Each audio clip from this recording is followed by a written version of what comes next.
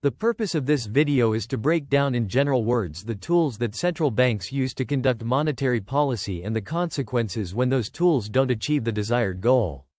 Central banks have two roles in an economy, which are to set interest rates and print money. For central banks to carry out their role of setting interest rates and print money, they use three tools. The most used tool is M1 policy, which is the increase and decrease of interest rates.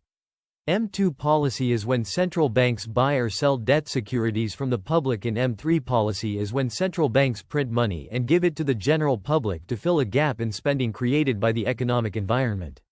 With M3 policy, money is given directly to the general public so that it can be spent immediately to restore spending activity. Without spending, there is no economic activity, and this can lead to a harsh economic contraction that can evolve into a recession. The most used tool by central banks to stimulate the economy is M1, which is the increase and decrease of interest rates. The change in interest rates has a direct influence on spenders because it increases purchasing power when interest rates are reduced and decreases purchasing power when interest rates rise. Therefore, the economy goes through an expansion when interest rates are reduced and a contraction when interests increase as part of the business cycle that lasts between 5 to 8 years. Be aware that interest rates must be set at the intersection of aggregate supply and aggregate demand. When interest rates are set at equilibrium, what's produced is equivalent to what's demanded, and therefore inflation is not a problem because what is produced is enough to cover demand. Since lowering interest rates primarily influences spenders, continuously lowering interest rates may lead the rate at which debt is increasing to outpace productivity. Eventually, the volume of debt will be higher than GDP and the economy will experience a large contraction that can turn into a recession like the 2007 recession in the United States. With M2 policy, central banks buy or sell financial assets, typically bonds from the public, with the objective to incentivize savers to spend the money that they have been saving. In general, after savers receive money in exchange for the securities sold to the central bank, they will use that money to purchase other financial assets that provide higher returns. This is useful when economies are going through a harsh economic environment and risk premiums have risen.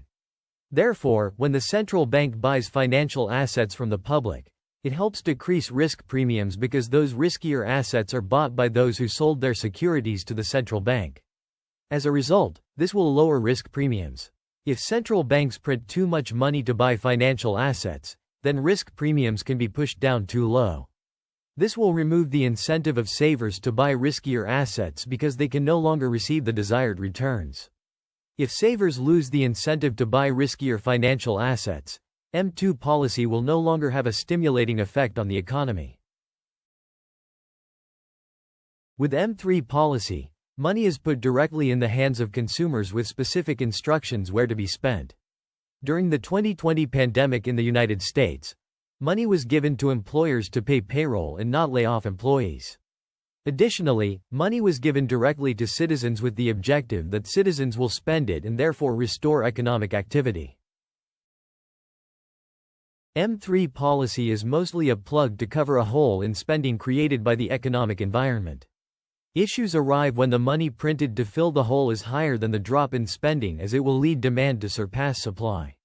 As a consequence, inflation will follow because there will be too much money following fewer goods or services. If demand outpaces supply, inflation will be high, and productivity will take time to rise to bring aggregate supply and aggregate demand to balance. To summarize, the manipulation of interest rates influences spenders and leads to expansions and contractions during the business cycle. If interest rates are reduced too low to maintain an economic expansion, then a debt market event will form. With M2 policy, central banks buy and sell securities with the objective of influencing savers. If risk premiums have risen, then when the central bank buys securities from the public, it will lead savers to buy riskier financial assets, and that will reduce risk premiums. If too much money is printed to buy securities, then risk premiums will decrease too much, and savers will no longer buy riskier securities. This will reduce central banks' ability to influence the economy. With M3 policy, money is given directly to the general public to fill the hole created by the drop in spending. If the money given is higher than the drop in spending, then inflation will follow as it did during the 2020 pandemic. Finally, note that tax policy is a central government strategy, not a central bank policy. The central government allocates funds, collects taxes and spends money. Since what ultimately drives an economy in a sustainable manner is productivity, then changes in taxes that increase the country's productivity will be the most beneficial.